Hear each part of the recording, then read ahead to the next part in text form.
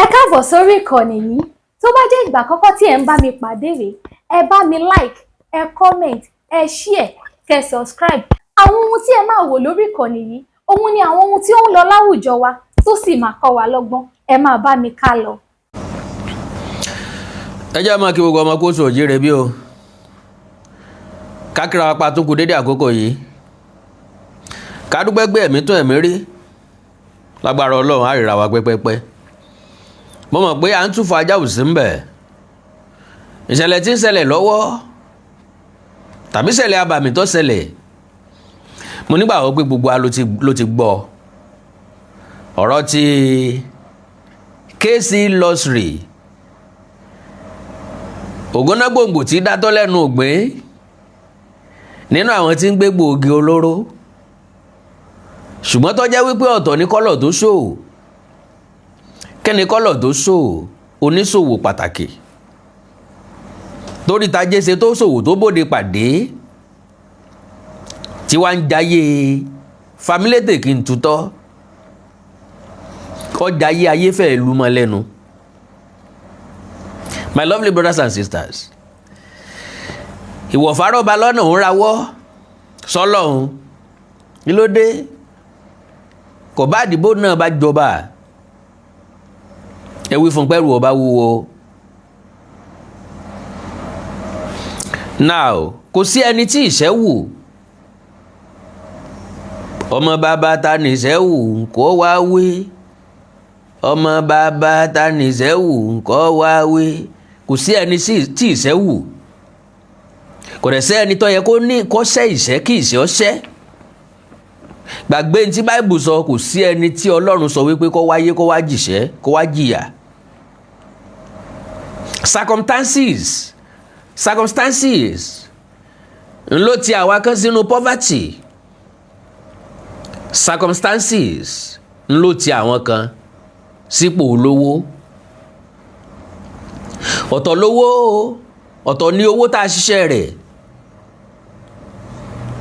Ọ̀tọ̀ lówó tá a ṣiṣẹ́ rẹ̀. Báwọn èèyàn bá fẹ́ sọ, ṣùgbọ́n mi ò sọ wípé kò sówó tẹ́nìkan ò ṣiṣẹ́. Àfowó tó bá jábọ́ láti sánmọ̀ bíi manna, mi ò dẹ̀ tí ì rí lẹ́yìn orí. Because ojú ibi tó ti jábọ̀ ni gbogbo ọba lọ́ máa dèsún sí. Tá a máa retí pé owó yóò tún jábọ́ lónìí o, tàbí kówó yóò tún jábọ́ lónìí. My lovely brothers and sisters, ojú rí, ìtì gbọ́, ìṣẹ̀lẹ̀ ọ̀hún lágbára pọ̀. Lọ́nà wo?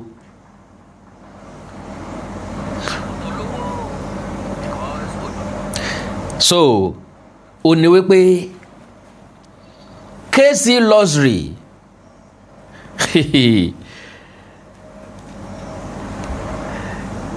to be sincere with you, before the incident, n ò méégún tí Jàjìkẹ́, n ò gbọ́n pa ìrí rárá. Mo wá wò pé èmi tí mo mọ̀ pé mo pẹ́ ń tàbí òpó ná, mo wà lórí social media. Kí ló wá dé tí mọ ẹni tán ń pè ní KC lọ́sìrì? Mo wá rí i pé ojú òpó wa ni ò gbàbì kan náà. Jẹ́ ká bára wa sòótọ́ ọ̀rọ̀, because realist lèmi. Èmi ò sí níbi tí wọ́n ti ń gbé fake life. And àwọn èèyàn kan bẹ tí wọ́n máa ń flaunt tó pọ̀ jù lójú tèmi. Màá kàn wọ́n pé kíní ò natural jàre. Tí nǹkan ò bá dẹ̀ ti natural lójú mi, mi ò kí ní interest ń bẹ̀. That is number 2. Another thing ò ní wípé èmi tí mo ń sọ̀rọ̀ yìí gan-an, ààyè wo ni mo ní? Ìfẹ́ ní púpọ̀ ṣe lẹ́nu wá. Torí pé ntẹ́mi gangan fẹ́ ṣe ọ̀pọ̀ lójúmọ́, ntí mo fẹ́ ṣe lójúmọ́ pọ̀. Ìwọ̀nba nínú ẹ̀ ni mo lórí ọ̀fẹ́ àti àtẹ́ǹdì sí. Ńbẹ ni wọ́n ti máa gbọ́ pé nìkan flaunt nǹkan lórí social media. Ẹnìkan jẹ́ KC lọ́sìrì ńgbà tí ò kí ń ṣe akéwì tí ò kí ń ṣòṣèré orí ìtàgé kì í ṣe ajàfẹ́tọ̀ọ́ ọmọnìyàn so ó possible ká mọ́ cross path àbí ó possible kí n má bá pàdé rí mọ̀ ń bẹ̀ yín ìyá àti bàbá mi ẹ̀yin ẹ̀gbọ́n mi bẹ́ẹ̀ ṣe ń wọlé ẹ bá mi pín program yẹn ọ̀pọ̀ nǹkan bẹ́ẹ̀ tá a fẹ́ sọ ń bẹ̀ ọ̀pọ̀ àṣírí ń bẹ tó tú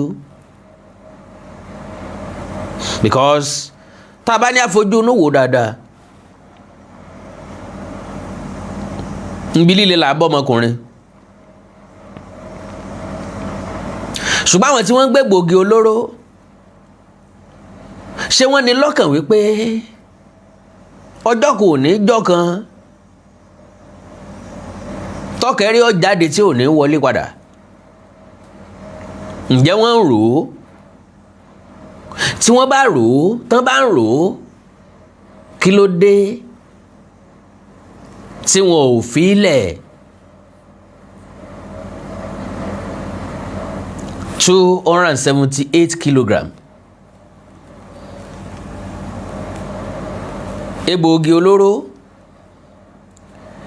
ó ní ọ̀rẹ́ wa gbé o wọ́n ló wọ́ọ̀tì 27.7 million dollars bàbá wa ok 184.50 kilograms wọ́n ló wọ́ọ̀tì 27.7 million dollars bàbá convert ẹ̀ sí náírà eléyìí ń lọ bí 39 billion naira téèyàn bá ní lọ́wọ́ yóò du gómìnà ìpínlẹ̀ Èkó mẹ́rin bá ní 39 billion naira lọ́wọ́ tó jẹ́ personal money ẹ̀ yóò dupò gómìnà anywhere in this country ó ń tọ̀ wọ́n wọlé tán bá fẹ́ mi ní 9 billion orí ẹ̀ 9 billion naira orí ẹ̀ mo fọlọ́run bá búra odidi ìlú ni màá ní odidi ìlú ń lọ create ìlú tuntun ń lọ dálù tuntun lẹ̀ with that 9 billion naira wọ́n wà jọba ń bẹ̀ ẹ mọ̀ pé Awíkonko town ká tó wá pé 39 so ẹ má jẹ́ ń fọ̀rọ̀ gùn lè sẹ́bọ́ lè sògùn bá ti wáyé pàwárí láàrí ẹ̀dá ò gbọ́dọ̀ jókòó tẹ́tẹ́rẹ́ kọ́ mọ́wọ́ tì gbọ́dọ̀ kọ́ sọ pọ́lọ̀ ń ó ṣe kálukú ló gbọ́dọ̀ jà fitafita láti jẹ́ èèyàn láyé ọ̀nà tá a fẹ́ gbà jẹ́ èèyàn ló mátà Yorùbá lèmi Yorùbá sì ti parí ọ̀rọ̀ wọ́n ní asáré lówó ń bẹ lọ́nà ogun apọ̀sẹ̀sẹ̀ lówó ń bẹ lọ́nà ọjà bọ́pẹ́ títí ń ó lówó olúwa rẹ̀ ń bẹ lábà tí ń jẹ̀sùn su ta la sáré lówó tí ń bẹ lọ́nà ogun gbogbo àpọ̀mọlẹ́kúnjayé asáré lówó ni wọ́n asáré wówó gbogbo ẹni tí ń ṣe yahoo asáré wówó ni wọ́n gbogbo ẹni tí ń ṣètùtù ọlà asáré wówó ni wọ́n gbogbo ẹni tí ń jalè asáré wówó ni wọ́n ẹni tí ń gbé gbòógì olóró asáré wówó ni wọ́n ojú ogun wọn wà ọ̀nà ogun wọn wà torí pé ń tọ́ lọ jalè tọ́ lọ káyàn mọ́ o lè bó lélé o lè bá àwọn agbófinró pàdé tí ẹ ti tán tàbí kó lò yòókù ayé ẹ̀ lọ́gbà ẹ̀wọ̀n ẹni tí ń ṣe yahoo tínú rẹ̀ ń dùn ọjọ́ tó wọ EFCC bàbá tí ẹ ti tán tàbí kó lọ lò gbésí ayé ẹ̀ tó kù lọ́gbà ẹ̀wọ̀n ẹni tí ń ṣètùtù ọlà tí ń lo mẹ́nu mọ́ tí ń pé kán bò ń ṣáájò orí òkú lẹ́lò ni o egun òkú lẹ́lò ni o ojú ogun ló wà ǹjọ́kíjọ́ tọwọ́ bá ti bá bí ó ti rápá tó ti rẹ́sẹ̀ yóò sọ fún ìjọba yóò lò yókù ayé ẹ̀ nínú ọgbà ẹ̀wọ̀n so gbogbo ẹni tí ń gbé gbòógì olóró ọjọ́kọ́jọ́ tọwọ́ bá ti bá òun náà ní títán débà gbogbo ẹni tí ń lu jìbìtì tí ń ṣe wàyó tí ń lọ́yàn lọ́wọ́ gbà gbogbo wọn ni wọ́n padà bó ńlẹ́ńlẹ́. So bọ́ bá dé Lẹ́kí bọ́ bá dé Àjà èmi Àkàndọ̀rà kòǹkò pẹ̀lú ojú ìwòye mi mo lè sọ categorically wípé 60 to 70% olówó Àjà olówó Lẹ́kí wọn kì í so lówó tó legit. ẹ gbádùn mi wọn ò kì í ṣe kí ni wọn kì í so lówó tó legit. ẹni tó wẹ̀ lè legit díẹ̀ láàrin wọn lẹni tó jíwó ìlú kó. àwọn tó wo wọn lè legit díẹ̀ láàrin wọn làwọn tó ń ṣiṣẹ́ ní Shell tó ń ṣiṣẹ́ nílé epo rọ̀bì tí wọ́n ró lè jà ń bẹ̀ náà ni o. Because iye tí wọ́n ń talẹ̀ ní Lẹ́kí tán ń talẹ̀ l'Àjà VGC láyé ìgbà kan owó ńlá ni wọ́n ralẹ̀ 300 million naira. Now you now tell me ta ló ń tọ̀hún tó ṣiṣẹ́ owó ẹ̀ tí ó ralẹ̀ 300 million naira èèlò ni ó fi kọ́ gbogbo ẹ̀ tí ń kọ́lé 1 billion naira 2 billion naira 3 billion naira. mo róbìnrin kan jò ní tí n bá wọnú archive mi dáadáa n ó rí fídíò rẹ̀ ilé tó kọ́ lágbègbè Lẹ́kí Àjà 3 billion naira. My lovely brothers and sisters, money is good, but too much money is nothing. Ngbà tí arábìnrin ọ̀hún sọ̀rọ̀ níta wípé ilé òun wọ̀ ti 3 billion naira. A sọ pé bá a sọ dẹrí àmbẹ́sẹ̀ kọ̀ lọ́jà rí ilé 3 billion naira fún kẹ́ni ní Nàìjíríà tá a wá yìí. Lo and behold, my lovely brothers and sisters, ẹ̀yin dádì àti mọ́mì mi tó bá wọnú ilé ọ̀hún mọ̀ pọ̀ wọ̀ tiẹ̀ lóòótọ́ ọwọ́ tiẹ̀. So gbogbo àwọn nǹkan wọ̀nyí ń lọ jẹ́ kí iṣẹ́ láabi ọmọ pọ̀ nígboro. Ká mọ̀ ṣàfihàn àwọn nǹkan ní olówó ńlá oríṣiríṣi àwọn èèyàn máa bèèrè lọ́wọ́ kádàrá ìwọ Ọlọ́run ìwọ orí mi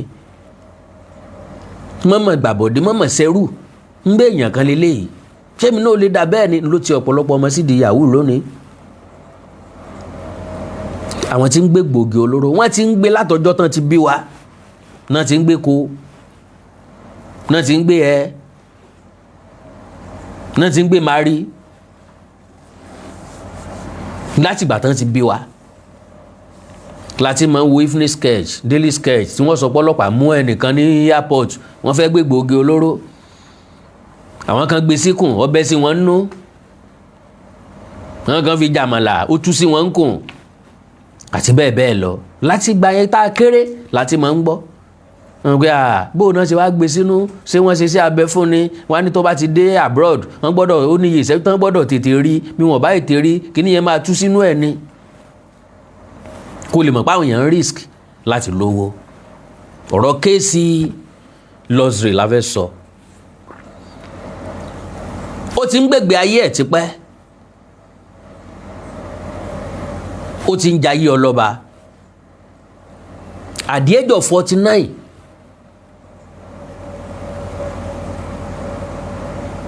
ó ní àwọn mọ́tò tọwọ́ ti bóyá 700 million naira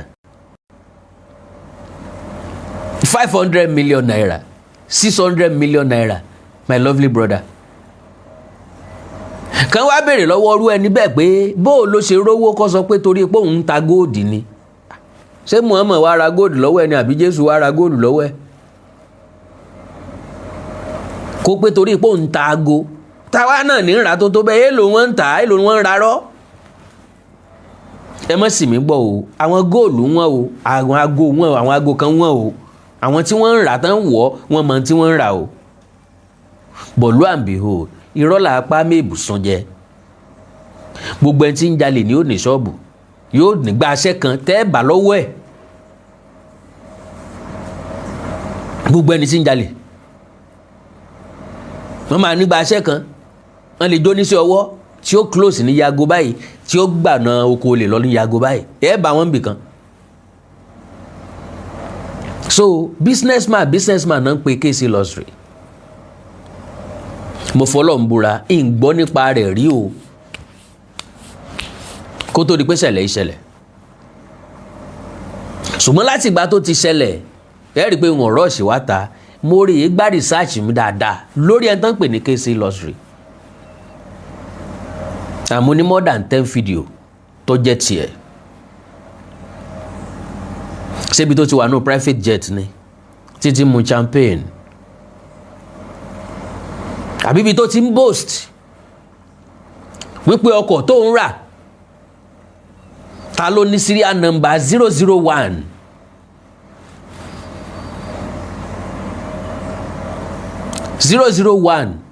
Benz ni o. Ó tún wá ní bọ́n bá ní ta ló ní méjì ẹ̀ ní gbogbo Lagos because táwọn èèyàn bá ń sọ̀rọ̀ nípa ẹ̀ Afọlábí Kazeem Michael gangan ló kọ rẹ̀ ọmọ Yorùbá ni tán bá ń sọ̀rọ̀ ẹ̀ àwọn kan sọ pé one of the Lagos biggest boy àwọn èèyàn kan wá lóun ló máa jẹ́ Lagos biggest boy. Àwọn tán ń gbé gògì olóró yìí KC Lottery allegedly ó ní coordinator wọn ní South West ó ní coordinator wọn ní West Africa kì í ṣe Nàìjíríà nìkan o. Àwọn tán ń pè ní cartel wọ́n wà ní Europe wọ́n wà ní Southern America wọ́n wà ní South America wọ́n wà ní Asia ṣùgbọ́n ní West Africa KC Lottery ó ní coordinator wọn. So ẹjẹ́ àti ẹ̀kọ́kọ́ mo fẹ́ kẹ́ kọ́kọ́ gbọ́rọ̀ lẹ́nu ẹ̀ náà ká tó wá wọnú ètò gan ọ̀rọ̀ pọ̀ o sọ́ra rẹ̀ ń ti ẹja rí à. So àwọn KC Lottery wọ́n ti fẹ́ dorí àwọn bọ́ìsì Èkó rú. Okay. I don't think anybody has serial number 001 made by Vejablue. I don't. Oh, mi morúkọ mọ́tò yẹn. That's aside. And I don't think anybody has 2 Vejablues. Vejablue. Bẹ́ẹ̀ sì ni o. Ó lóun rò pé nìkan ní 001 serial number Vejablue yẹn ní Nàìjíríà. Ó lóun tó wá rò pé òun rí èèyàn kan tó ní méjì ẹ̀ òun dẹ̀ ní méjì ẹ̀.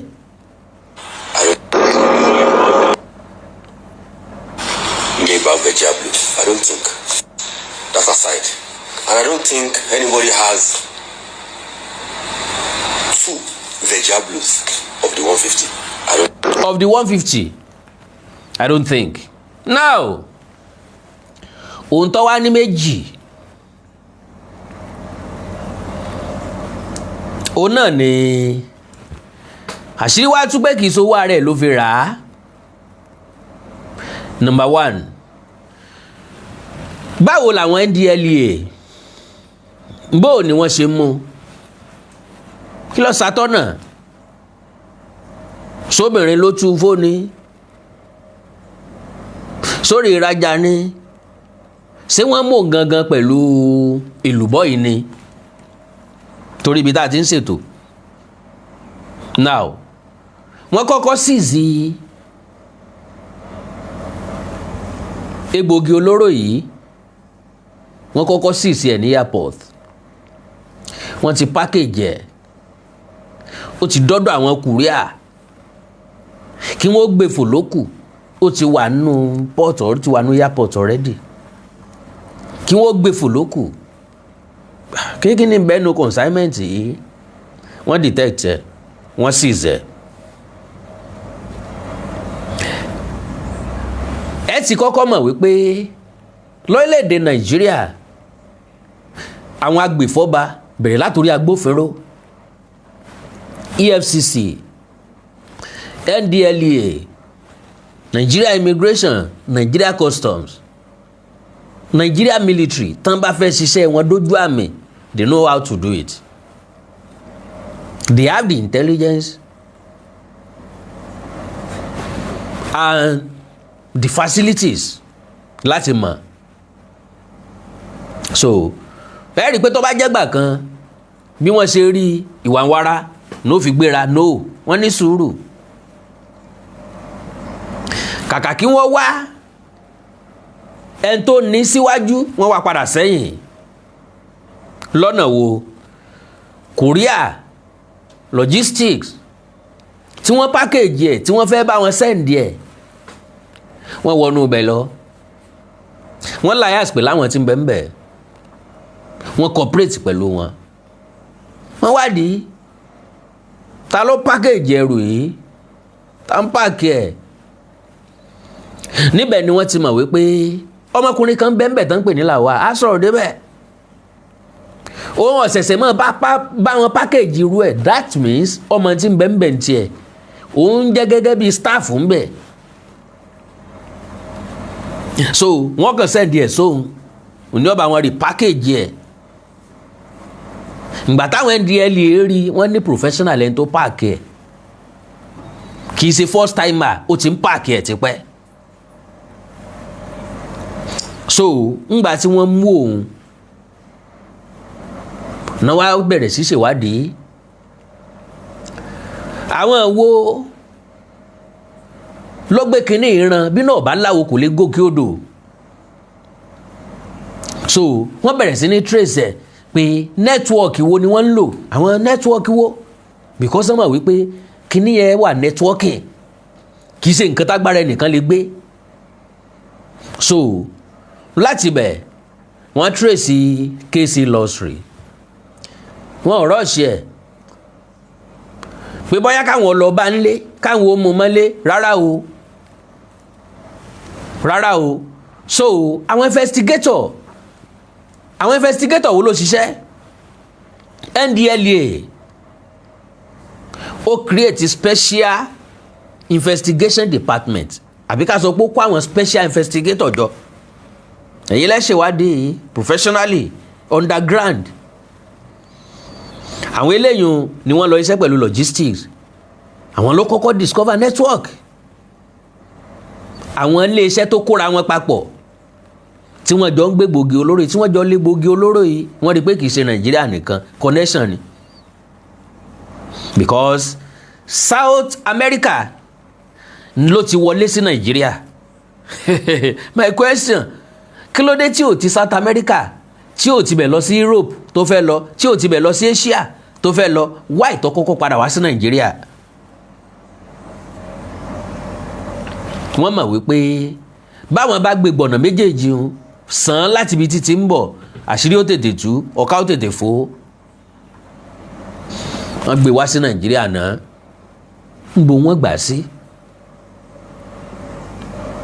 Because àwọn NDLEA sọ wípé èlùbọ́ tó pọ̀ jù táwọn gbà rí níjọ́ tán ti dá NDLEA lẹ́lẹ́lẹ́. So lẹ́yìn tí wọ́n discover àwọn network, àwọn companies tó wà involve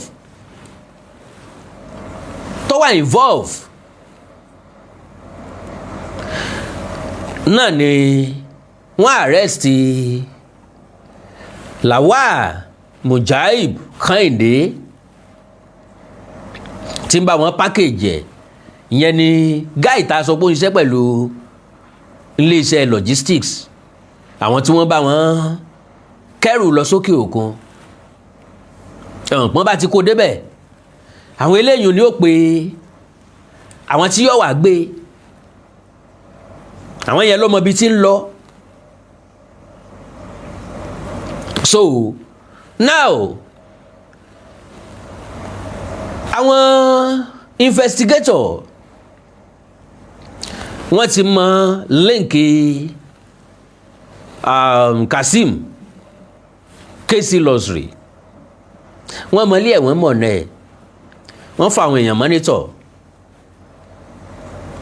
láti August 13 ni wọ́n ti arrest Kẹ́hìndé o ni wọ́n ti arrest KC Lottery ṣùgbọ́n wọn ò gbé síta. Wọ́n fọkàn sí pé táwọn bá gbé ta àwọn lè má rí àwọn network wọn tó kù. So bó wá ni wọ́n ṣe mú wọ́n fi lára balẹ̀. Tó bá jẹ́ ńgbà míì ni àwọn security agent wọ́n ti wọnú ilé ẹ̀ lọ wọ́n ti lọ dàbọn bolẹ̀ ńbẹ̀ wọ́n ti mú jáde. No, wọ́n filẹ̀. Bá a ṣe ń yọ só la ṣe ń yọ gbọ́. Èèyàn ò lè dàbí KC Lottery kọ́mọ̀ ní etí ọba ńlé etí ọba lóko tí jẹ́ èèyàn. Àwọn etí ọba ńlé ẹ̀ wọ́n ti fún lọ́wọ́ ń pé ọ̀rẹ́ o ọ̀gá ti fò o wọ́n ti ń wá o wọ́n ò mú ọ o. Òun náà gbọ́n pálí ẹ̀ pápápá.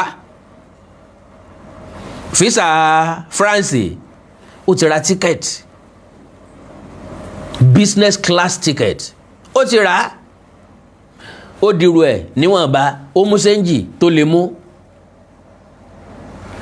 Ó lọ airport bí wọ́n ṣe ń yọ sófò ni wọ́n ní àwọn NDLEA náà ni wọ́n ń yọ gbọ́. Àwọn náà ti gbọ́ pé arákùnrin ọ̀hún ti gbéra ó ti múra o ó ń sá lọ o. Báyìí kàṣà báyìí káwòdì ọ̀nà báyìí ni ó gbà o. NDLEA ti lọ plot àwọn èèyàn sí wọn sí airport. Ibi tó ti máa board ńbẹ̀ ni wọ́n ti hé lápá. Láti ibẹ̀ wọ́n ti mú lọ síbi tẹ́rù wà. Níbẹ̀ ni wọ́n ti fi gílé lọ́wọ́ pé kó máa kà á. Bó bá jẹ́ pé mo máa sọ kíní kan fáwọn èèyàn pé ẹni tó tọ́lẹ̀ jù ń làwọn ọ̀daràn. Gbogbo àwọn tí ń jalè o wọ́n lẹ o. Ṣùgbọ́n lóòótọ́ tí ń bẹ lọ́wọ́ wọn lásìkò tán bá fẹ́ jalè ní everybody máa káwó òkè fún o. Ṣùgbọ́n tọ́wọ́ bá bà wọ́n máa kà ní ìsìn bòròbòrò. Wọ́n sọ iye ibi tán ti lọ jalè wọ́n sọ ẹni tó rán wọn wọ́n sọ ẹni tí mò ń bá wọn ṣẹ́wó wọ́n sọ ẹni tí mò ń bá wọn gbàálẹ̀. Gẹ́gẹ́ bẹ́ẹ̀ náà làwọn tí ń lu jìbìtì gẹ́gẹ́ bẹ́ẹ̀ náà làwọn tí ń jiyàn gbé wọ́n lẹ o. Ẹ̀rí ti Evans lọ́jọ́ sí bó ṣe ka bòròbòrò ọkà tán ń gbòó dé kóòtù lọ́ọ̀yà rẹ̀ ní kó yí pé under pressure ni lòun fi ń kà bó ṣe ń kà pé kì í ṣe bọ́rọ̀ ṣe rí nù. Àwọn DSS sọ pé gbogbo ohun tó wí lélẹ̀ o a rìkọ́ọ̀dù ẹ o kò ṣeé yí padà o. So now wọ́n gbégi lé lọ́wọ́ ó bẹ̀rẹ̀ sí ní kálé ní èjì. Mo nígbà pípẹ́ yìí náà rí fídíò yẹn. KC Lottery ó wá ń sọ pé òun ó kàwọn èèyàn kan òun ní kàwọn èèyàn kan. Now ẹ já wo details irú èèyàn wo ni KC Lottery jẹ́. Ẹ já wo details ẹ̀. Now Afọlábí Kazeem Michael ṣé Christian àbí Muslim? Who knows? Ó lórúkọ Christian ó lórúkọ Muslim.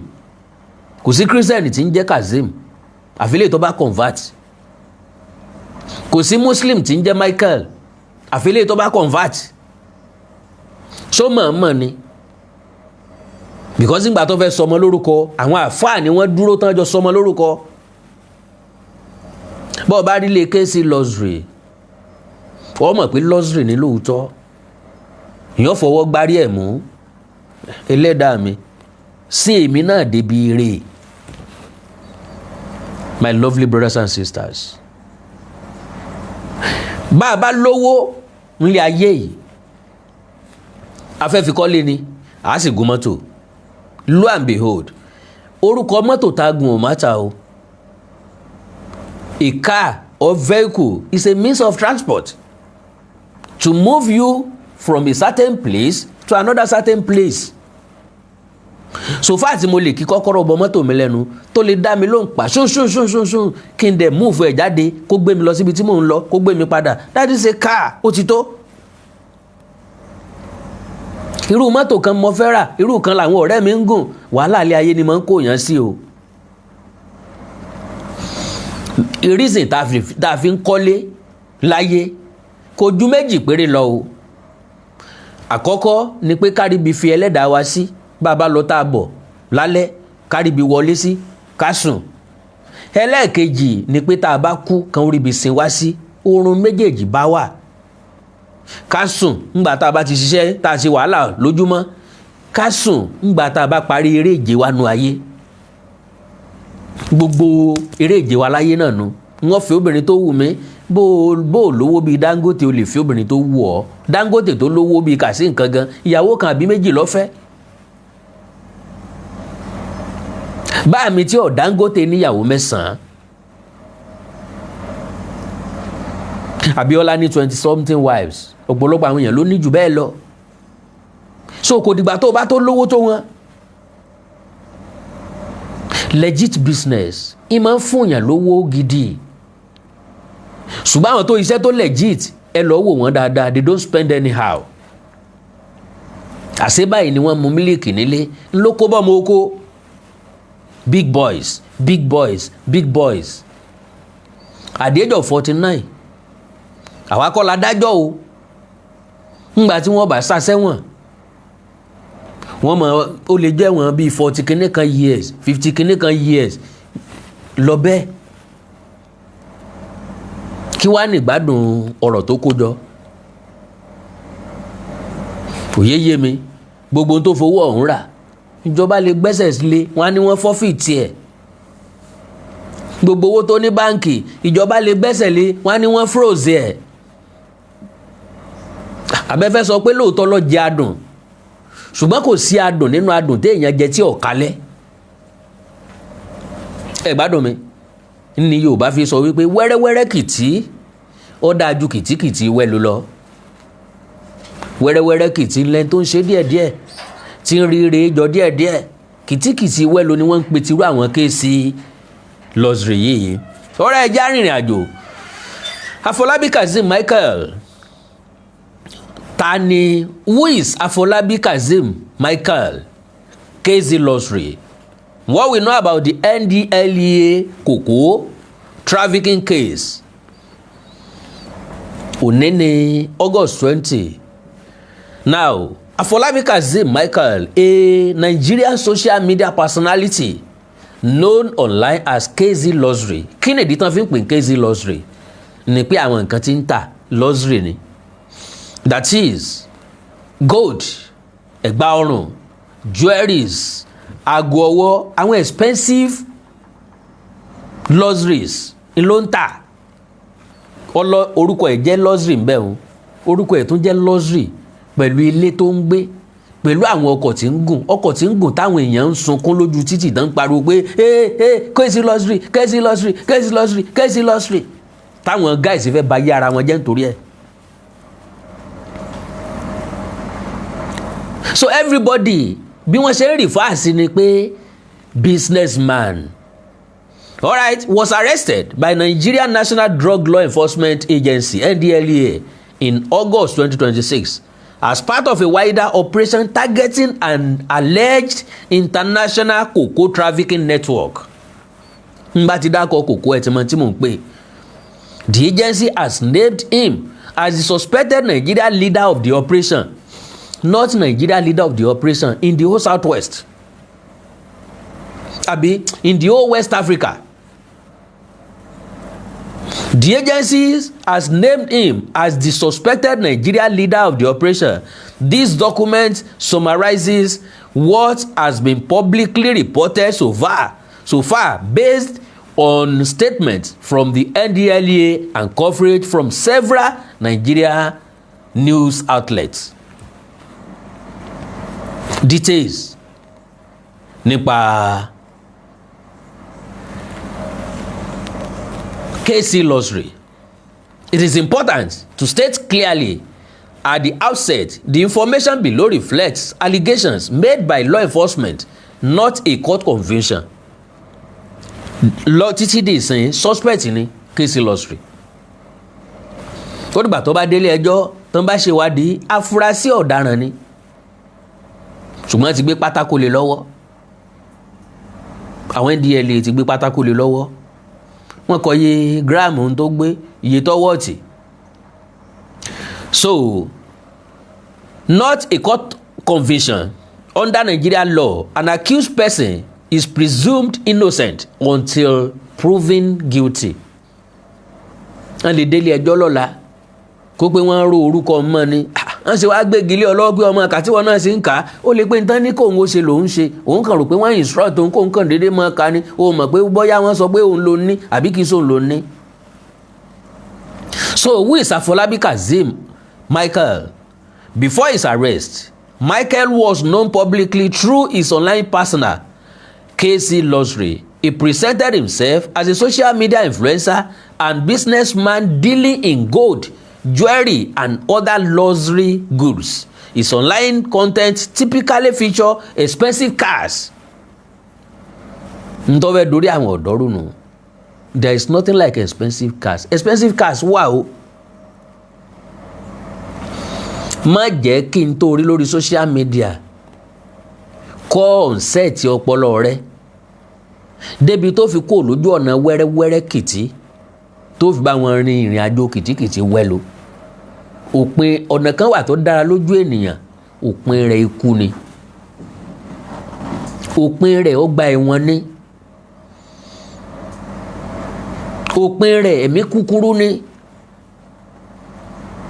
Kò sí tí èèyàn sáré gbà tí ò sáré jó tán lọ́wọ́ èèyàn.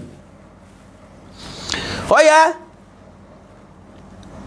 another luxury good. Okay, expensive cars, designer accessories such as high-end handbags and other displays of wealth, which built him a notable following and public profile in Lagos social circles, particularly around the city's socialite scene.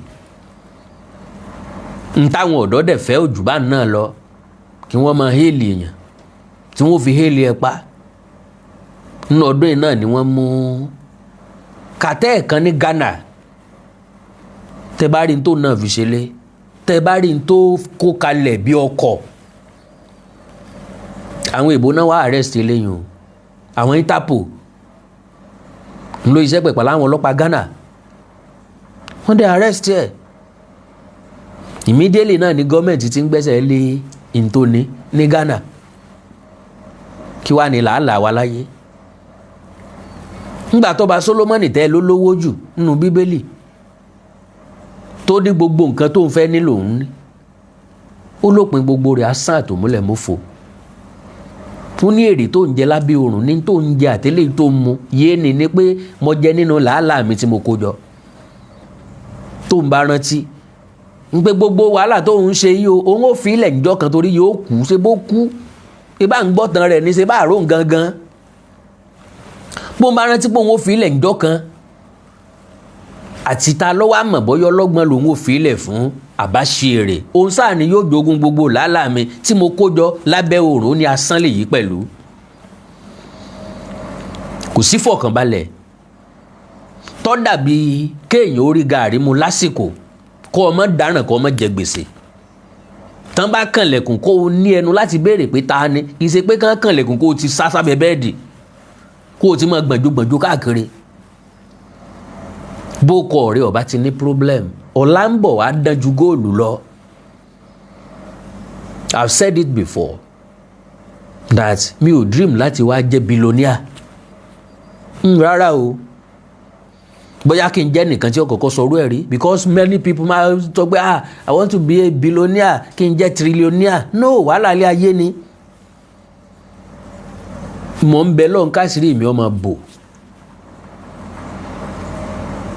Gbówó bá ṣe pọ̀ tó ní wàhálà ilé ayé rẹ̀ ó ṣe pọ̀ tó.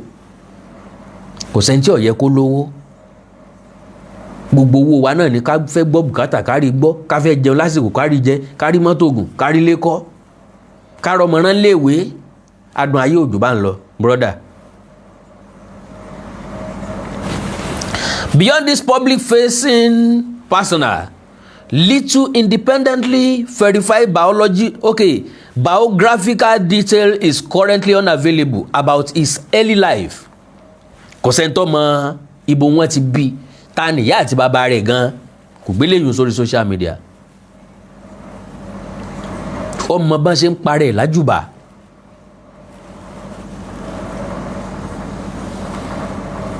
Ọmọ bá ṣe ń parẹ́ lájùbà. So wà ní okay, Now, education or family background. News coverage of the case has focused almost entirely on the criminal allegations rather than his personal history. Àwa náà dẹ̀ ní ìdí and no verified date of birth. No, wọ́n confam ẹ̀ pé 49 years ni, kò tí ì pé 50. Ká ló fẹ́ celebrate 50th.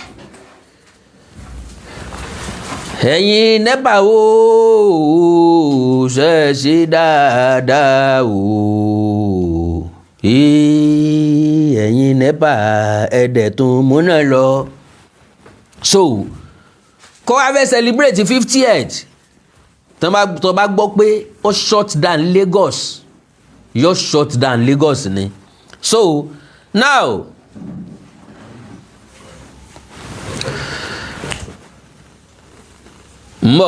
okay, and no verified date of birth, almost 49 years, the hometown or state of origin has been confirmed.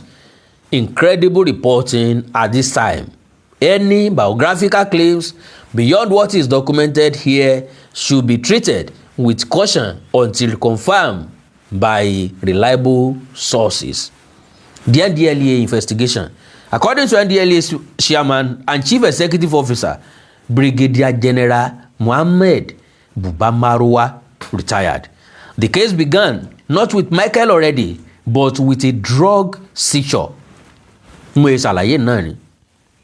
Kì í sọ ní wọ́n kọ́, kì í ṣe pé bóyá torí pé ó ń gbé luxury lives, ó ń gbé flamboyant life, ó ń display wealth, ó ń display oríṣiríṣi nǹkan, cars, aago. If you see this, èèyàn lè sọ pé òun ra aago 45 million. Ìwọ wà káwọ́ mọ́rí pé Olódùmarè 45 million kan kó fún mi, business ni wọ́n fi ṣe, òótọ́ sí ni 45 million business ni.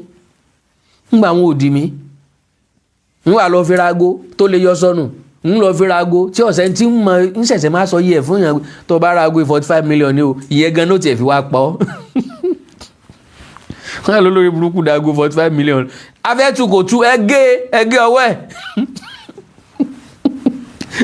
Àwọn èèyàn pé kíní ó ṣòro tú mi mọ́mọ́ yẹn tú, wọ́n á ní ẹgẹ́ ọwọ́ wèrè dànù, ẹgẹ́ ọwọ́ ẹ̀ kíní ìfọwọ́ ṣe. So that is the kind of life people are living. All right. So now, according to NDLEA chairman, okay, Mohammed Buba Marwa retired. The case began not with Michael directly, but with the drug seizure. NDLEA operatives intercepted a cocoa shipment weighing approximately 184.50 kilograms, which had been concealed for export through a courier logistic company in Lagos. Officials estimated the street value of the consignment at around 39 billion naira, roughly 27.7 million naira. Lo and behold, my sisters and brothers, bó bá gbé tó wà successful tí ìpariwo tẹ́lẹ̀ o. Tí ṣe kíni tí ìpariwo tẹ́lẹ̀ wípé ó ní luxury things, ó ní kéré kankankan, èèyàn ẹ̀sẹ̀ mú gbé bọ́nú ni. Lóòótọ́ di ó 39 billion naira kọ́ ni ọ̀bọ̀ sọ́wọ́ nìkan, wọ́n pọ̀ ń díẹ̀. But àwọn tó kù ò sí ń bí yìí, in dollars dẹ̀ náà máa pínwó wọn. Ṣé yóò pínwó Nàìjíríà ni? Ẹni tó sáré di ẹrù tó fẹ́ mórí lé France, ó ní connection to any country of the world. Ó ń dì pẹ̀lú àwọn cartel ní South America, ó ń dì pẹ̀lú àwọn cartel ní United Kingdom àti ní Europe, ó ń dì pẹ̀lú àwọn cartel ní Asia. That means bílẹ̀ bá pò bìrìkóló tí nǹkan fẹ́ dojúrú, ó lè gbéra kó gbé Asia lọ. Bí nǹkan bá fẹ́ dàrú bí ẹsẹ̀ tẹ́lẹ̀, ó lè gbọ́ South America lọ. Bó bá fẹ́ rújú ló fẹ́ dorí kọ Europe. Business class flight ló ti búùkù. So Marwa described this as one of the most significant narcotic operations conducted by the agency in recent years, and reportedly the largest cocoa seizure ever made through a courier company in Nigeria. ó ní kòkó tí wọ́n gbà tó tóbi jù tó pọ̀ jù láyé láti orílẹ̀-èdè Nàìjíríà. Ká ní wọ́n gbé successful yóò ti wà nínú owó báyìí nísìnyí, bóyá wọ́n tú champagne lé èèyàn lórí nísìnyí ní ọ̀bá wà ó lè lọ sí ibì kan lọ celebrate ẹ̀. So following the seizure, NDLEA said it worked with the management of the logistic company, exactly mo ṣàlàyé náà ni, logistic company, to trace the shipment back through a network of intermediary companies and individuals. Wọ́n rí pé ọ̀pọ̀lọpọ̀ iléeṣẹ́ ló kóra wọn jọ tí wọ́n jọ ṣòwò eléyìí ó lágbára ju tẹ́nìkan lè dágbé lọ. Àwọn iléeṣẹ́ wo wá ni wọ́n bẹ̀rẹ̀ sí ní fimú fílẹ̀, bẹ̀rẹ̀ sí ní wádìí. So this investigation led to the identification and arrest of 2 key suspects. Lawal ni suspect àkọ́kọ́, KC Lottery suspect èkejì. Okay, the 2 suspects, the NDLEA named 2 individuals in connection with the case. Lawal Mujaib Kehinde, an employee of the logistics firm through which the cocoa consignment was processed.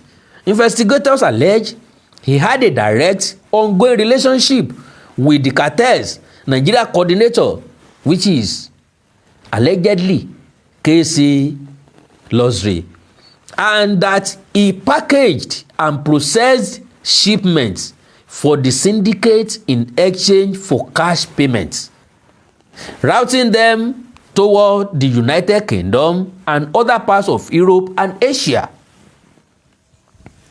Ibi tí kòkó ń lọ nu, kòkó ń lọ sí UK, yóò dé France, yóò dé Germany, that is àwọn European countries, ó dẹ̀ lọ sí Asia country. So now Lawal Mujaib ó yìí kì í gba ṣẹ́ẹ̀kì, kì í gba transfer, káàṣì ni yóò gbowó tiẹ̀. Ó ti ń gbà látọdún mọ́dún. Ẹ má ti jẹ́ ń sọ̀rọ̀ lọ́bẹ̀, mo fẹ́ sọ pé kò yọ sí la, ẹ má jẹ́ ń sọ̀rọ̀ lọ́bẹ̀.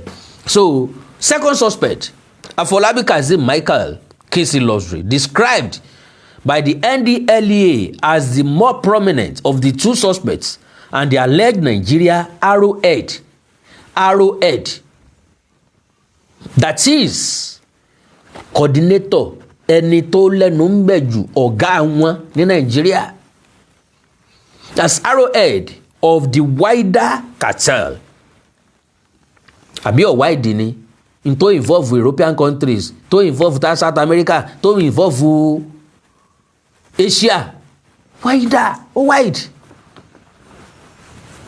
So of the wider cartel, investigators allege that this public image as a luxury goods dealer and social media influencer functioned as a cover for a trafficking operation moving cocoa along a route stretching from South America through Nigeria and on to the United Kingdom, other part of the Europe and Asia. Gẹ́gẹ́ bí èrò tèmi, afurasí ọ̀daràn sì ni KC Lottery. Bó tó bá lọ gba ṣíà tiẹ̀, instead tí ó fi kó káàṣì sínú àkáǹtì ẹ̀, tẹ́ fi máa probe ẹ̀, tọ́dẹ̀ sọ pé ó ń ta gold, luxury watch, yóò fi ra wálé, yóò tún kó ṣọ́ọ̀bù, yóò tún máa polówó ẹ̀ lórí social media. Àwọn big boys, big girls, wọ́n patronize ẹ̀ bọ́n ṣe ń patronize ẹ̀, yóò máa jayé ẹ̀ bó ṣe ń jayé ẹ̀ lọ. Ṣé yóò stop tówó yẹn bá dọ́wọ́ ẹ̀ náà, àbí ò ní stop? Who knows? Ajẹ́dẹ́ ìjẹ́ kan mọ̀, because ká ló máa stop ni ìwọ̀nba torí ti kó yọ ohun bọ́ bá jẹ́ mi ní irú ẹ̀ ni wọ́n ti wò pé tọ́lọ́run ti ṣe tí wọ́n ò mú mi tí mo fi ṣe léyìí, Allahu Akbar, alihamdulilayi, káwọn oní kòkó kí wọ́n máa gbé kòkó wọn lọ. Jẹ́ ń jalè díẹ̀ sí ìní mọ́wọ́ bolè, lẹ́yìn ilé tí bá ti lọ ilé mi ní padà lọ mí mọ́ lọ́wọ́ fi bà wọ́n. bí wọ́n ṣe sọ lójoojúmọ́ nù. Eléyìí ni biggest one, lẹ́yìn tí n bá ti gbélé yìí àmì ní bá wọn gbé mọ́ ó ti tó. Kí mo tún wá, tá a bá pín owó yẹn nísìnyí at least bíi 10 billion lè kàn mí, bíi 5 billion lè kàn mí, ṣé mo lè ná 5 billion tán ni. So circumstances of the arrest. The NDLEA said Michael was arrested on the night of August 13. Láti August 13 wọ́n ti mú. NDLEA ò gbé jáde ni. Wọ́n ṣe underground investigation wọn. Kó tó di pé wọ́n ó gbé ìta. Wọ́n fẹ́ mọ àwọn wo ló wà in connection. Wọ́n gbọ́ tán sọ pé kéèsì luxury ó ń brag pé tó ń bá lanu tó ń bá sọ̀rọ̀ gbogbo Èkó náà máa fẹ́ kó tán. Ẹ jẹ́ kó wọn. Wọ́n ti ń ta akora wọn lórí social media. Daddy Freeze lóhun ọmọ àwọn èèyàn ń béèrè lọ́wọ́ pé Daddy Freeze olóhùn máa bí ṣé kò fọ́ mọ́tò mi ò mẹ́lẹ́yìn òǹbó yóò tọ́ ni o. Wọ́n drag eléyìn náà lórí social media lọ́wọ́. Ẹnìkan jáde pé kéèsì luxury ìmọ̀ ń fáwọn èèyàn mọ́tò ṣeré ni. Báwọn èèyàn bá fáwọn social media influencer ní bẹ́ǹsì ìwọ náà ó wò rẹ̀ pé irú ayé èwo ni ẹni tó ní ìdí owó gidi tó fẹ́ fowó ṣe nǹkan gidi wọn ò ní fún. Tàwa ni ó wà sọ pé lébi ọ̀pọ̀n mọ́ rí, ta ni ó sọ pé bólówó ṣe náwó ẹ̀ ò dáa. So now kéèsì luxury ńjọ́ tí wọ́n mú ẹ jẹ́ rìn jìnnà kí n tó wá sọ kí làwọn nǹkan tó sábà máa ń fowó ṣe. Michael was arrested on the night of August 13, 2026 at the boarding gate of Muritala Muhammed International Airport in Lagos as he allegedly attempted to board a business class flight to Paris. Marwa characterized this as an attempted escape rather than a voluntary surrender. Kì í ṣe pé surrender rẹ̀, kì í ṣe pé wọ́n kéde ẹ̀ pé wọ́n ń wá, wọ́n sì kéde ẹ̀ pé wọ́n ń wá. Logistically ni wọ́n ń trace ẹ̀, ni wọ́n ń monitor ẹ̀. Intelligence ni wọ́n fi ṣiṣẹ́ yẹn. Káná kéde pé wọ́n ń wá ni. Ẹni ẹlẹ́ni lè má sọ pé òun fẹ́ wọ flight kọjọ́ náà náà tì ní ó dorí kọ. Mi bá ní 5 billion naira lọ́wọ́ tán sì ń wá mi lẹ́kọ̀ọ́ mo lè wà nípínlẹ̀ Ọ̀ṣun kéèyàn kan kọ́ mọ́mọ́. Oko wájú kan ni wọ́n lọ jókòó sí mìíràn dáràn mìíràn ságẹ̀dẹ̀ lókòó tíṣà. Oko wájú kan ni wọ́n lọ jókòó sí mọ̀ náà wò mí díẹ̀ 5 billion naira wọ́n àsọ pé mo fẹ́ lọ Paris rárá. But torí pé kò fura kò mọ̀ wípé àwọn tó fẹ́ mú òun wọ́n dọdẹ òun dáadáa. Wọ́n ti fa àwọn èèyàn pàpà síbẹ̀síbẹ̀ náà wọ́n bá nǹkan lọ́wọ́ ẹ̀. Flight to Paris Marwa kì í ṣe pé ó voluntarily surrender rẹ̀ no. Now stating that agents acted on credible intelligence that Michael intended to flee the country and moved to intercept him before he could board. Now, at the time of the arrest, officials said Michael was found in possession of €7,750. 7,750 euro yẹn babaláṣẹ sí náírà nísìnyí ó ti ń lọ bíi 10 million naira pẹ̀lú £2,800 cash ni o pẹ̀lú 100,000 naira in cash along with expensive jewelry. His subsequent search of his residence described as a luxury apartment on Banana Island in Ikoyi, Lagos, reportedly led to the discovery of several exotic vehicles.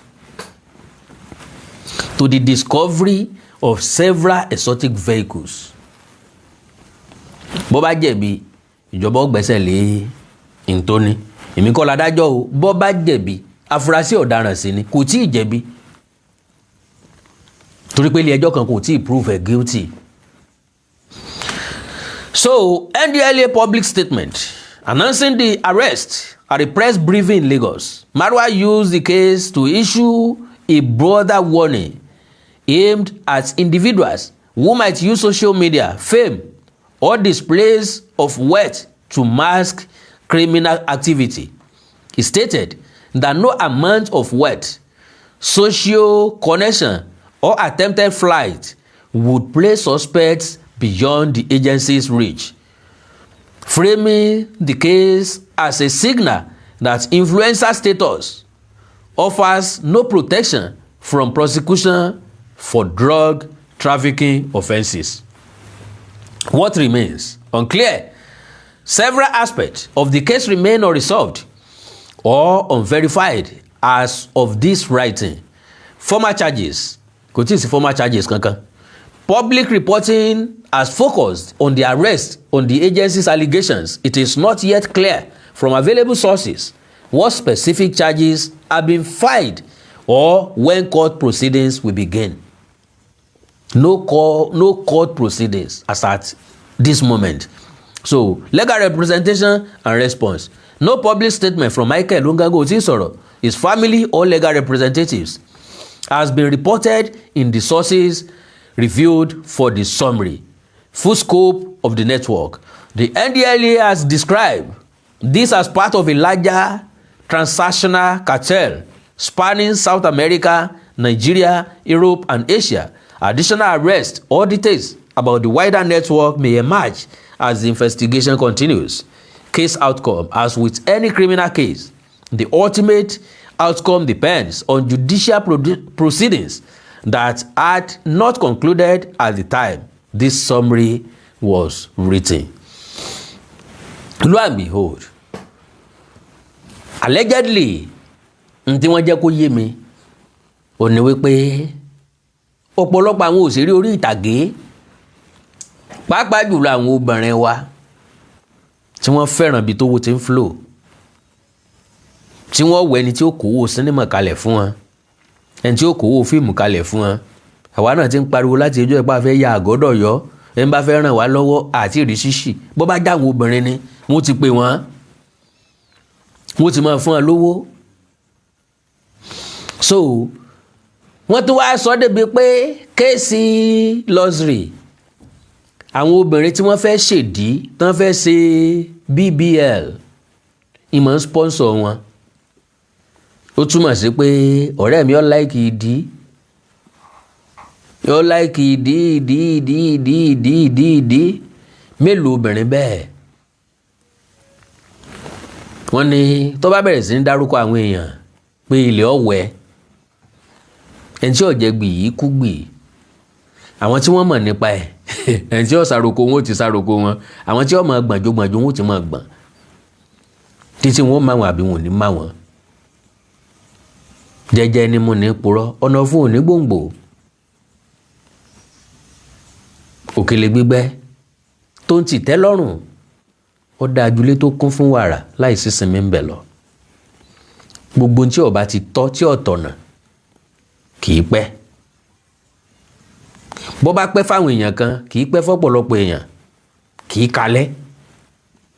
Pé èèyàn sí orí mú jẹ kì í kalẹ̀ o lọ́pọ̀lọpọ̀ gbà. So àkàndá ọ̀rọ̀ Awíkonko ọ̀rọ̀ kéèsì luxury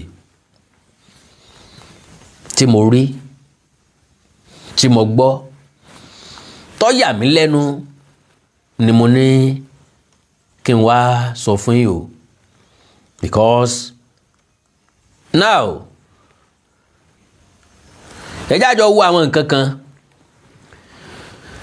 Báwo ni NDLEA bó ni wọ́n ṣe rí sí ọ̀hún ṣe step by step, no rushing, wọn ò gbọ̀n.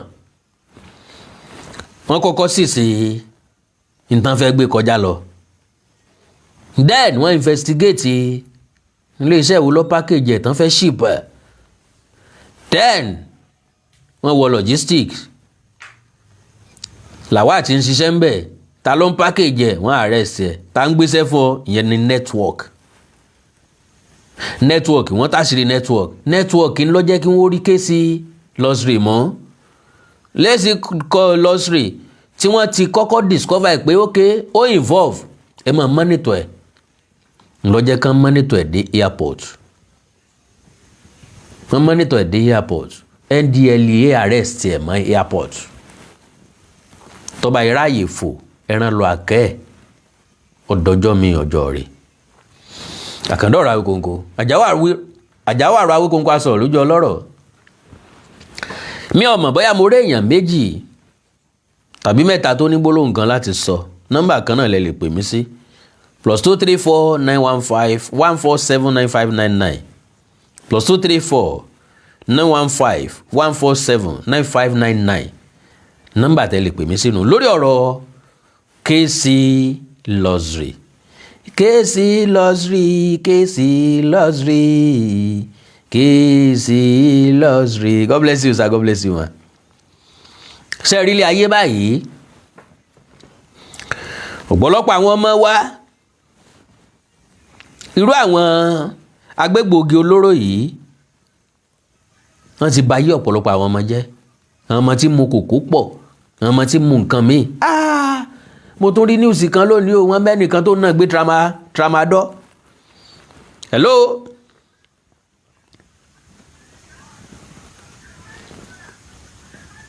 Hello. Hello, Baba Awíkonko. Hello, sir. Yes, sir. In fact, látọjọ́ tí intelligence Nàìjíríà ti ń ṣiṣẹ́ wọ́n rí iṣẹ́ bọ̀bọ̀ ìṣe. Ọlọ́run. Wọ́n rí iṣẹ́ wọ́n ti máa ń ṣiṣẹ́ l'Amẹ́ríkà nìyẹn o. Wọn ò kí ń mú òmùlòmù. Bẹ́ẹ̀ni. Wọ́n á fi sùúrù wọ́n máa ní sùúrù tán ẹni tán wá gan ò ní fura. Bẹ́ẹ̀ni. Tátó ti máa tún kọ̀ǹtínì olè yẹn ń jíjà. Bẹ́ẹ̀ni. Níbí wọn ò ní rọ̀ṣẹ̀ wọn ò múyàn ní ìgbọ̀npá ń bì wọ́n máa mú ẹ lọ́rọ̀ ọwọ́ ni. Wọ́n á mú ẹ tí wọ́n gan tó máa sọ pé ó ti ṣàtẹ̀jù kọ́sà jẹ́ ká máa lọ ẹ̀wọ̀n. Wọ́n try gan. Ọlọ́run. Ẹ̀yin náà máa worú wọ́n sọ mo wo dọ́kúmẹ́ntì ẹ̀ ní YouTube lánàá. Okay, sir. Ẹ̀yin náà máa wo mọ́tò tí bàbá ẹ̀ kó jọ sínú compound. Billions of naira car ni o. Billions of naira cars. Billions of naira kò ń sàwọn kékeré náà. Rárá o. Àwọn Bentley àtọ̀. Kò sí mọ́tò 200 million bẹ́ẹ̀. Kò sí mọ́tò 200 million bẹ́ẹ̀. Kò sí mọ́tò àtọ̀. The least tí mọ́tò tí mo rí tó kéré jù nínú mọ́tò yẹn ó ní Range Rover kan báyìí Range Rover yẹn 2023 model ni. Ó ní the least tó wà nínú compound. Tó dẹ̀ ní gbogbo mọ́tò ẹ̀ kò sí tòkunbọ̀ ńbẹ̀. Tó mi kò sí tòkunbọ̀ ńbẹ̀. Ẹ wá imagine àwọn Nigerian youth tẹ́rí society wa ó làwọn á sọ fún yẹn pé ẹni tó mu gàrí lánàá. Bẹ́ẹ̀ni. Tó dédé jí lẹ́nìí tó dédé bẹ̀rẹ̀ sí gun bẹ́ẹ̀ 500 àbí tó gun Range Rover. Nàìjíríà ò ní béèrè lọ́wọ́ ẹ̀. Wọ́n máa celebrate ẹ ni. Wọ́n máa celebrate ẹ ni. Kì í béèrè o. Wọ́n máa bẹ̀rẹ̀ sí celebrate ẹ ni. But irú ò kì í ṣẹlẹ̀ ń bì yìí.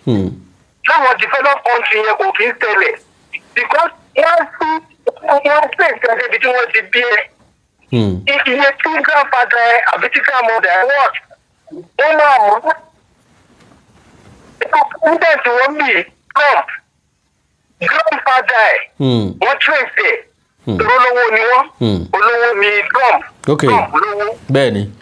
Wọ́n mú grandfather ẹ̀. Wọ́n trace ẹ̀ débi bàbá tó bí òun gangan. Even iye tí bàbá tí ó bí tó fún COVID business $1 million. Nínú wọ́n kàn dé for 15 years. Nígbà ni wọ́n tún kọlẹ̀. Tọ́kọ̀ tó wọ́n fi gbàgbọ́ tó nílẹ̀. Nígbà wa èyí náà máa wà àwọn olówó. Ẹ̀wúrú kéèsì lọ sí ìtànsọ yìí. Mo ti kí fún ẹ tẹ́lẹ̀ o tó máa ń lọ sí London club káàkiri. Àwọn Davido gbogbo àwọn Burna Boy yẹn. Wọ́n máa ń lọ patronize àwọn expensive jewelry tó ń tà yẹn.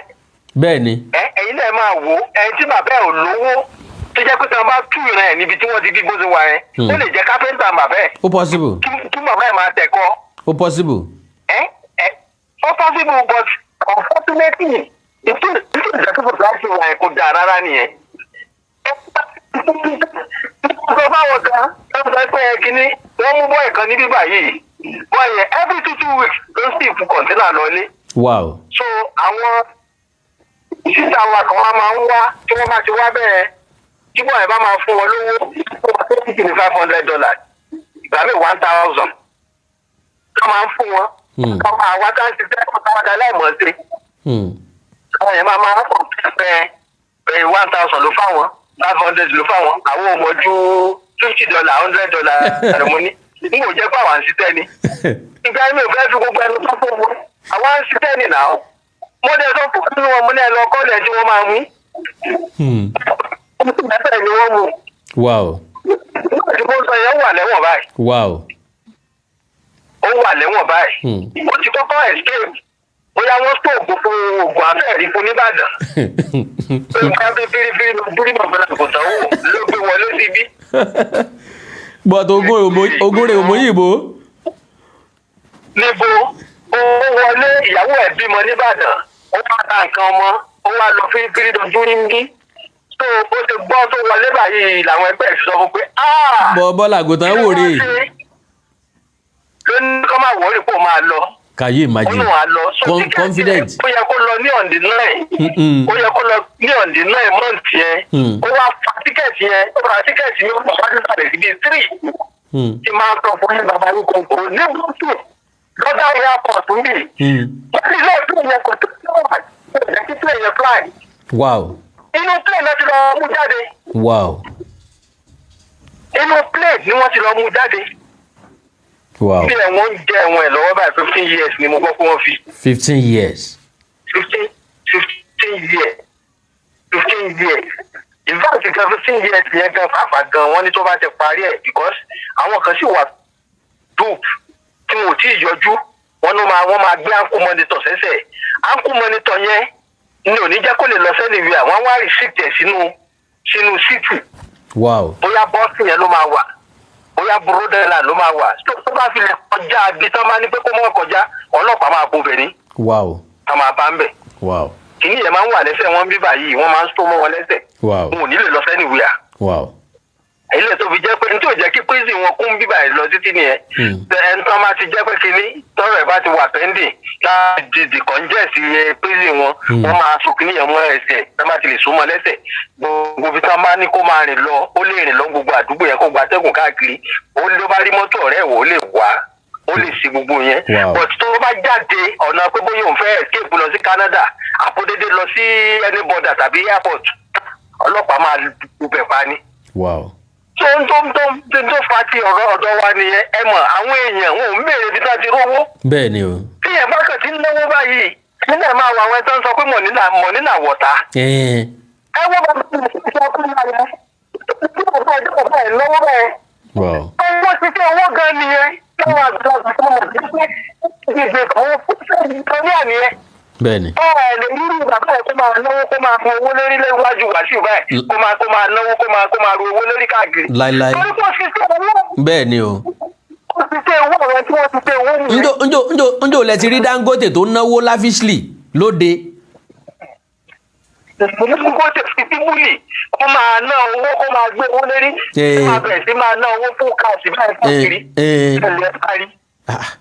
Àwọn ọmọ kéékèèké náà ni àwọn mọ̀nínà wọ̀ta. Àwọn ni o ojú ọ̀rọ̀ lárí. Àwọn ní àwọn ojú ọ̀rọ̀ lárí. Tí sọmọ ẹ̀ lọ́lá níyọnu. Ìjọba àkàtẹ̀ wá ní ìpínlẹ̀ kan ọ̀sẹ̀ wọn analyze kìíní kan sórí mo wo fúrógámù ẹ̀ lánàá. Ó ní kò ń ṣe Nàìjíríà nìkan ó láwọn ìlú tó ń scam wọ́n burú jù láyé ó ní India ni òótọ́ dẹ̀ ni. India Chinese ó ní kò live Gambian life on the media space. Get? Ó náà rí wọn kán máa ra mọ́tò ńláńlá tó wá bọ́ sórí Twitter tó bọ́ sórí Facebook kó máa bẹ̀rẹ̀ sí máa náwó kó máa tó ara wọn. Tàbí kán máa fánwó. Táwa Nàìjíríà sì ní pé oníbọ̀ problem táwa Nàìjíríà sì ní àtàwọn Áfíríkà ta ní pé tẹ́ ẹ bá ti lè gbé owó báyìí tó tún wá jẹ́ pé legal means ẹ bí kíní yẹn ẹ wá lọ́ máa export ara yín. So Ọlọ́run bá wa ṣe ètò ìsọ̀rọ̀ because kéèsì ló ti yẹ mo ti ń fọ́lọ̀ ẹ̀ láti bíi 2 years. Wow. Máa ń wò ni pé bolo ti rówó. Èmi ò.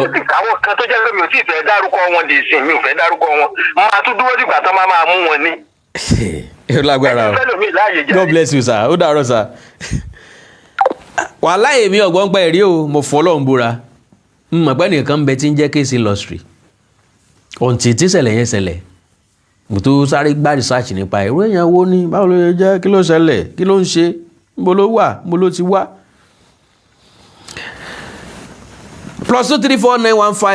+2349151479599 ẹ jẹ́ máa lọ́jọ́ ẹ jẹ́ máa lọ mo sáà kàn mọ̀ páwọn èèyàn máa fẹ́ pè mí kọ́ọ̀lù ẹyọ kan tí mo gbà yìí ó tún fi kún information mi náà ni God bless you baba ó tún fi kún information mi náà ni ẹ̀kọ́ ńlá ń bẹ ń bẹ ilé ayé tó máa tán owó tí ó tán bá dẹ̀ ná táwọn kan bá wa ná báwọn náà ò lè ná tán ẹnìkan sá ná níjọ́ kan náà ni àwọn kan ó jí kó gba ẹgbẹ̀yìn náà ni àwọn ará báńkì wọ́n bá rí pé ó ti kú ọdún kìíní ò béèrè ẹ̀ ọdún kejì ò withdraw ò send sí ilé òsì láyé mọ́jàre ẹjá pín gbogbo tó fojú ayé ẹ̀ ṣe náà nù kò gbọ́dọ̀ tán kọ́ mọ́ tán kò lè tán ó yẹ kí n jí kó sí kọ́lọ́n sànù wa akọ́dọ̀ ọ̀rọ̀ Awikonko àjáwọ̀ ọ̀rọ̀ Awikonko sọ̀rọ̀ lójú ọlọ́rọ̀ ẹ like ẹ follow page mi lórí Facebook Awikonko television àti Awikonko TV ẹ subscribe sí YouTube channel mi Awikonko TV ẹ ní nǹkan pàtàkì tẹ́fẹ́ kájọ ṣẹjá sọ lórí WhatsApp +2349151479599 +2349151479599 àti +2349048519362 +2349048519362. èdè àti àṣà ilẹ̀ káàró òjìrì bí òní wọ̀ mi o orílẹ̀-èdè ilẹ̀ káàró òjìrì òní dàrú ìlú ẹnì kọ̀ọ̀kan wa yóò tòrò mẹ́nẹ́mẹ́nẹ́ àjò àṣẹ ó dàárọ̀ kúrò ayọ̀ lásùn mí ní wáyé tì ẹni wá mi tì.